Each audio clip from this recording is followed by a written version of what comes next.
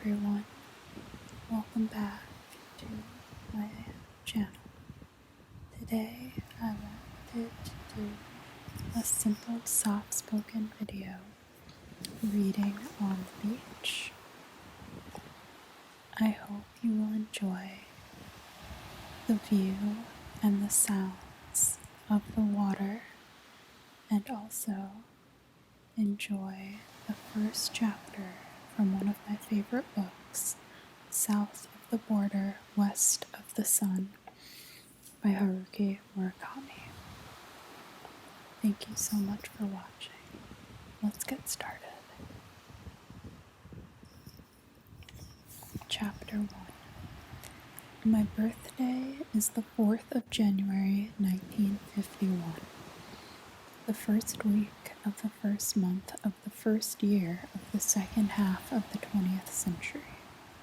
Something to commemorate, I guess, which is why my parents named me Hajime, beginning, in Japanese.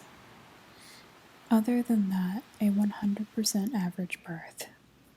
My father worked in a large brokerage firm. My mother was a typical housewife. During the war, my father was drafted as a student and sent to fight in Singapore. After the surrender, he spent some time in a POW camp. My mother's house was burned down in a B-29 raid during the final year of the war. Their generation suffered most during the long war. When I was born, though, you never would have known there had been a war. No more burned out ruins. No more occupation army. We lived in a small, quiet town, in a house my father's company provided. The house was pre-war, somewhat old but roomy enough. Pine trees grew in the garden, and we even had a small pond and some stone lanterns. The town I grew up in was your typical middle-class suburbia. The classmates I was friendly with all lived in neat little row houses.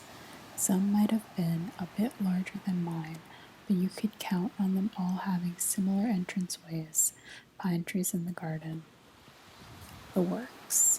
My friends' fathers were employed in companies or else were professionals of some sort. Hardly anyone's mother worked, and most everyone had a cat or a dog. No one I knew lived in an apartment or a condo. Later on, I moved to another part of town, but it was pretty much identical. The upshot of this is that until I moved to Tokyo to go to college, I was convinced everyone in the whole world lived in a single-family home with a garden and a pet, and commuted to work decked out in a suit. I couldn't for the life of me imagine a different lifestyle. In the world I grew up in, a typical family had 2 or 3 children. My childhood friends were all members of such stereotypical families. If not 2 kids in the family, then 3. If not 3, then 2. Families with 6 or 7 kids were few and far between, but even more unusual were families with only 1 child. I happened to be one of the unusual ones, since I was an only child. I had an inferiority complex about this, as if there was something different about me, that what other people all had and took for granted, I lacked. I detested the term only child. Every time I heard it, I felt something was missing from me, like I wasn't quite a complete human being. The phrase only child stood there, pointing an accusatory finger at me. Something's not quite right there, pal, it told me. In the world I lived in, it was an accepted idea that only children were spoiled by their parents, weak and self-centered. This was a given, like the fact that the barometer goes down the higher up you go, and the fact that cows give milk.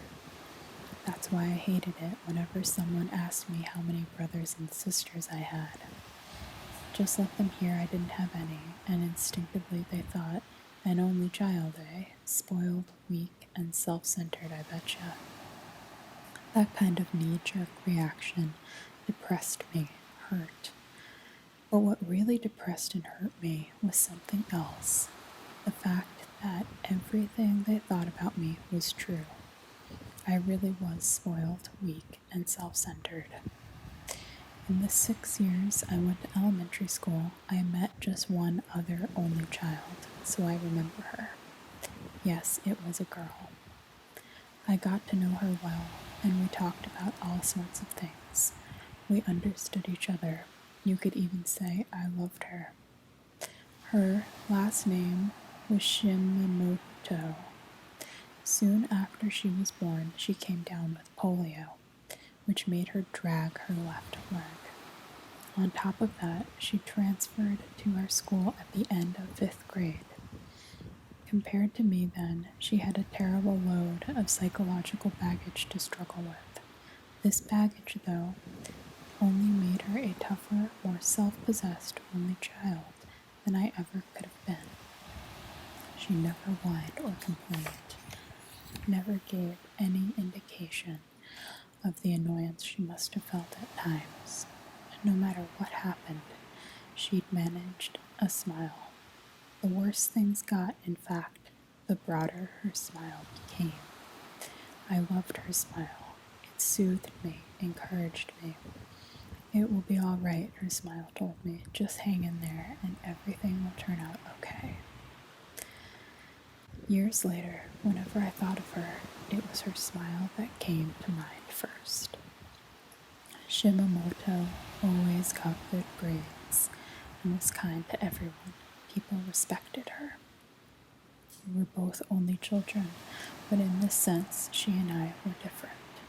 This doesn't mean, though, that all our classmates liked her. No one teased her or made fun of her, but except for me, she had no real friends. She was probably too cool, too self-possessed.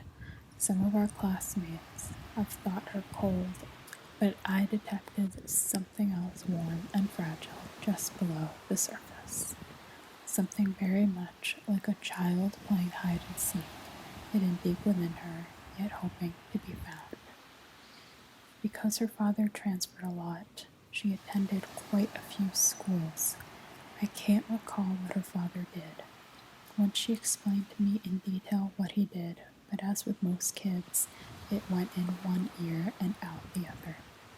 I seem to recall some professional job connected with a bank or tax office or something. She lived in company housing, but the house was larger than normal. A Western-style house with a low, solid stone wall surrounding it. Above the wall was an evergreen hedge, and through the gaps in the hedge you could catch a glimpse of a garden with a lawn. Shimamoto was a large girl, about as tall as I was, with striking features. I was certain that in a few years she would be gorgeous. But when I first met her, she hadn't developed an outer look to match her inner qualities. Something about her was unbalanced, and not many people felt she was much to look at. There was an adult part of her, and a part that was still a child, and they were out of sync. And this out of sync quality made people uneasy. Probably because our houses were so close, literally a stone's throw from each other. The first month she came to our school, she was assigned to sit next to me. I brought her up to speed on what texts she needed, what the weekly tests were like, how much we'd covered in each book, how the cleaning and the dishing out lunch assignments were handled. Our school's policy was for the child who lived nearest any transfer student help him or her out. My teacher took me aside to let me know that he had expected me to take special care of Shimamoto with her lame leg. As with all kids of 11 or 12 talking with a member of the opposite sex for the first time, for a couple of days our conversations were strained. When we found out we were both only children, though, we were relaxed. It was the first time either of us had met a fellow only child. We had so much we had held inside about being only children. Often we'd walk home together. Slowly, because of her leg, we'd walk the 3/4 of a mile home, talking about all kinds of things. The more we talked, the more we realized we had in common. Our love of books and music, not to mention cats. We both had a hard time explaining our feelings to others. We both had a long list of foods we didn't want to eat. When it came to subjects at school, the ones we liked, we had no trouble concentrating on. The ones we disliked, we hated to death. But there was one major difference between us. More than I did, Shimamoto consciously wrapped herself inside a protective shell.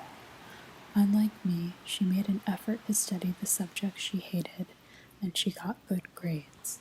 When the school lunch contained foods she hated, she still ate it. In other words, she constructed a much taller defensive wall around herself than I ever built. What remained behind that wall, though, was pretty much what lay behind mine. Unlike times when I was with other girls, I could relax with Shimamoto. I loved walking home with her. Her left leg limped slightly as she walked. We sometimes took a breather on a park bench halfway home, but I didn't mind. Rather the opposite. I was glad to have the extra time. Soon we began to spend a lot of time together, but I don't recall anyone kidding us about it. This didn't strike me at the time, though now it seems strange.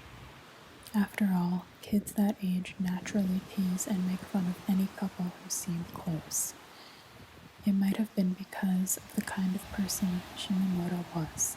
Something about her made other people a bit tense. She had an air about her that made people think, whoa, better not say anything too stupid in front of this girl. Even our teachers were somewhat on edge when dealing with her. Her lameness might have had something to do with it. At any rate, people thought Shimamoto was not the kind of person you teased, which was just fine by me. During phys ed, she sat on the sidelines, and when our class went hiking or mountain climbing, she stayed home.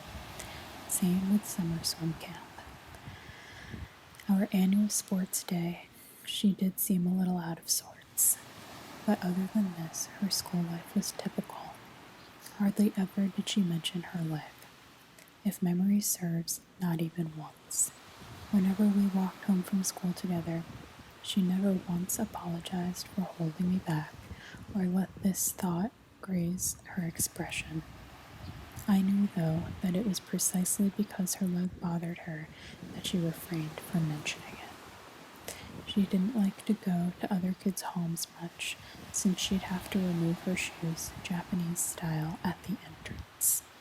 The heels of her shoes were different heights, and the shoes themselves were shaped differently, something she wanted at all costs to conceal.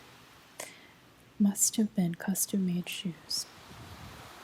When she arrived at her own home, the first thing she did was toss her shoes in the closet as fast as she could. Her house had a brand new stereo in the living room, and I used to go over to her place to listen to music. It was a pretty nice stereo. Her father's LP collection, though, didn't do it justice. At most he had 15 records, chiefly collections of light classics. We listened to those 15 records 1,000 times, and even today I can recall the music, every single note. Shimamoto was in charge of the records. She'd take one out from its jacket, place it carefully on the turntable without touching the grooves with her fingers, and after making sure to brush the cartridge free of any dust with a tiny brush, lower the needle ever so gently onto the record. When the record was finished, she'd spray it and wipe it with a felt cloth. Finally, she'd return the record to its jacket and its proper place on the shelf. Her father had taught her this procedure, and she followed his instructions with a terribly serious look on her face, her eyes narrowed, her breath held in check. Meanwhile, I was on the sofa, watching her every move. Only when the record was safely back on the shelf did she turn to me and give a little smile. And every time this thought hit me, it wasn't the record she was handling, it was a fragile soul inside a glass bottle. In my house, we didn't have records or a record player. My parents didn't care much for music, so I was always listening to music on a small plastic AM radio. Rock and roll was my favorite, but before long I grew to enjoy Shimamoto's brand of classical music. This was music from another world, which had its appeal, but more than that, I loved it because she was a part of that world. Once or twice a week, she and I would sit on the sofa, drinking the tea her mother made for us, and spend the afternoon listening to Rossini overtures, Beethoven's Pastorale, or the Peer Gynt Suite. Her mother was happy to have me over. She was pleased her daughter had a friend so soon after transferring to a new school. And I guess it helped that I was a neat dresser. Honestly, I couldn't bring myself to like her mother very much. No particular reason I felt that way. She was always nice to me, but I could detect a hint of irritation in her voice, and it put me on edge. Of all her father's records, the one I liked best was a recording of the Liszt piano concertos, one concerto on each side. There were two reasons I liked this record. First of all, the record jacket was beautiful. Second, no one around me, with the exception of Shimamoto, of course, ever listened to the piano concertos. The very idea excited me. I found a world that no one around me knew, a secret garden only I was allowed to enter, and I felt elevated, lifted to another plane of existence. And the music itself was wonderful. At first, it struck me as exaggerated, artificial, even incomprehensible. Little by little, though, with repeated listenings, a vague image formed in my mind, an image that had meaning. When I closed my eyes and concentrated, the music came to me as a series of whirlpools. One whirlpool would form, and out of it another would take shape. The second whirlpool would connect up with a third. Those whirlpools, I realize now, had a conceptual, abstract quality to them. More than anything, I wanted to tell Shimamoto about them, but they were beyond ordinary language. An entirely different set of words was needed, but I had no idea what these were.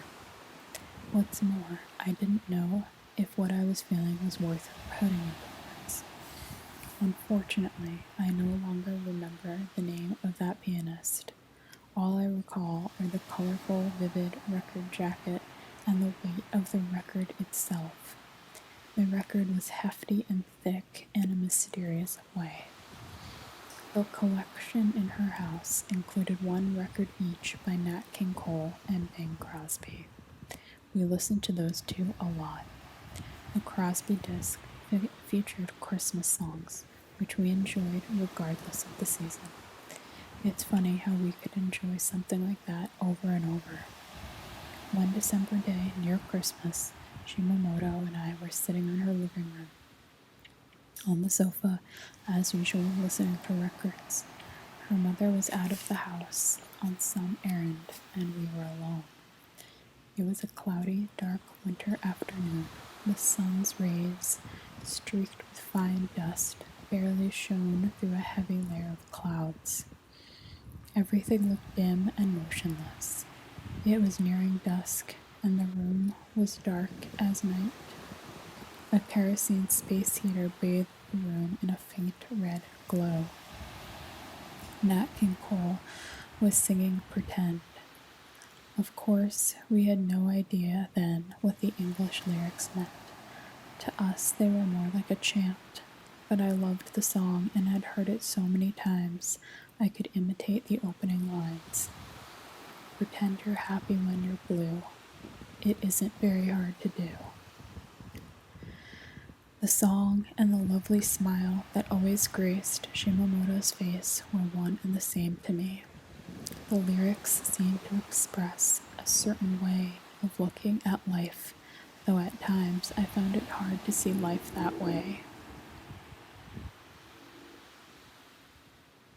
Shimamoto had on a blue sweater with a round neck. She owned a fair number of blue sweaters. Blue must have been her favorite color. Or maybe she wore these sweaters because they went well with the navy blue coat she always wore to school. The white collar of her blouse peeked out at her throat. A checked skirt and white cotton socks complemented the outfit. Her soft, tight sweater revealed the slight swell of her chest. She sat on the sofa with both legs folded underneath her, one elbow resting on the back of the sofa, and she stared at some far-off imaginary scene as she listened to the music. Do you think it's true what they say, that parents of only children don't get along very well? She asked. I mulled over the idea, but I couldn't figure out the cause and effect. Where did you hear that? I asked. Somebody said that to me a long time ago. Parents who don't get along very well end up having only one child. It made me so sad when I heard that. I said. Do your mother and father get along all right? I couldn't answer right away. I'd never thought about it before. My mother isn't too strong physically, I said, and I'm not sure, but it was probably too much of a strain for her to have another child. Have you ever wondered what it would be like to have a brother or sister? No. Why not? I picked up the record jacket on the table. It was too dark to read what was written on it. I put the jacket down and rubbed my eyes a couple of times with my wrist. My mother had once asked me the same question. The answer I gave then didn't make her happy or sad, it just puzzled her. But for me, it was a totally honest, totally sincere answer. The things I wanted to say got all jumbled up as I talked, and my explanation seemed to go on forever. But what I was trying to get across was just this. The me that's here now has been brought up without any brothers or sisters. If I did have brothers or sisters, I wouldn't be the same me I am. So it's unnatural for the me that's here before you to think about what it would be like to have brothers or sisters. In other words, I thought my mother's question was pointless. I gave the same answer to Shimamoto. She gazed at me steadily as I talked. Something about her expression pulled people in. It was as if this something I thought of only later, of course. She was gently peeling back one layer after another that covered a person's heart, a very sensual feeling. Her lips changed ever so slightly with each change in her expression, and I could catch a glimpse deep within her eyes of a faint light, like a tiny candle flickering in the dark, narrow room. I think I understand what you mean, she said in a mature, quiet voice. Really? She answered. There are some things in this world that can't be done over, and some that can't. And time passing is one thing that can't be redone. Come this far, and you can't go back. Don't you think so? I nodded. After a certain length of time has passed, things harden up, like cement hardening in a bucket. And we can't go back anymore. What you want to say is that the cement that makes you up has hardened. so the you are now can't be anyone else. I guess that's what I mean, I said uncertainly. Shimamoto looked at her hands for a time. Sometimes, I start thinking about after I grow up and get married. I think about what kind of house I'll live in, what I'll do, and I think about how many children I'll have. Wow, I said. Haven't you ever thought about that? I shook my head. How could a 12-year-old boy be expected to think about that? So how many kids do you want to have? Her hand, which up until then had laid on the back of the sofa, now she placed on her knee. I stared vacantly at her fingers tracing the plaid pattern of her skirt. There was something mysterious about it, as if invisible thread emanating from her fingertips spun together an entirely new concept of time. I closed my eyes, and in the darkness, whirlpools flashed before me. Countless whirlpools were born and disappeared without a sound. Off in the distance, Nat King Cole was singing South of the Border. The song was about Mexico, but at the time I had no idea. The words south of the border had a strangely appealing ring to them. I was convinced something utterly wonderful lay south of the border. When I opened my eyes, Shimamoto was still moving her fingers along her skirt. Somewhere deep inside my body, and I felt an exquisitely sweet ache. It's strange, she said, but when I think about children, I can only imagine having one. I can somehow picture myself having children. I am a mother, and I have a child. I have no problem with that. But I can't picture that child having any brothers or sisters. It's an only child. Thank you so much for listening today. I hope you enjoyed that first chapter. Please let me know if you'd like to hear the second sometime in the future. Wishing you a very relaxing rest of your day.